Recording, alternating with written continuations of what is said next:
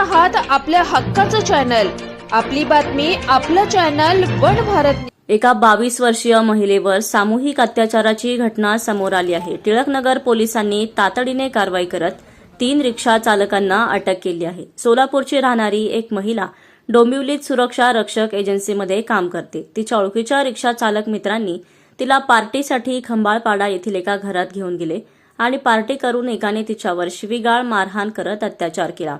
तिच्यासोबत झालेल्या या घटनेची तक्रार पीडित महिलेने टिळकनगर पोलीस ठाण्यात दिली। टिळकनगर पोलीस ठाण्याचे वरिष्ठ पोलीस निरीक्षक विजय कदम आणि त्यांच्या टीमने त्वरित गुन्हा दाखल करून 3 रिक्षा चालकांना अटक केली आहे। उमेश वर्मा, चेतन चव्हाण आणि हेमंत चव्हाण अशी आरोपींची नावे असून हे 3 जण डोंबिवलीत रिक्षा चालवतात आणि यातील मुख्य आरोपी उमेश आहे असे पोलीस सूत्रांनी सांगितले।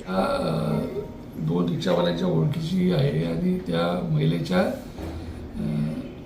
एक पार्टी करण्याच्या उद्देशाने त्यांनी त्यांचा जो 3रा साथीदार आहे त्याच्यासोबत 3ऱ्या साथीदाराच्या घरी घेऊन आले आणि तिथे पार्टी केल्यानंतर मग त्यांनी त्या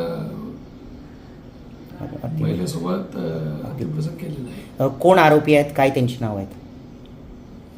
तिन्ही 2 रिक्षा चालकच आहेत आणि 3रा तो पण रिक्षा चालकच आहे, परत प्लस तो रिक्षाचे लायसन्स बनवण्याचे एजंट म्हणूनही काम करतो, असं 3रा आरोपी आहे। आरोपींची नावं?